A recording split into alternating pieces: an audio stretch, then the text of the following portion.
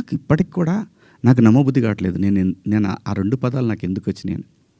ఇందాక మన జర్నలిస్ట్ మిత్రులకి నేను నా ఫోన్లో ఉన్న మెసేజ్లు చూపించాను. ఏమని? ఫస్ట్ నేను అపాలజీ చెప్పింది నా భార్యకి. వెంకట గారు మీరు చూశారు కదా, ఎన్ని గంటలకండి? నైటు 1:30కి.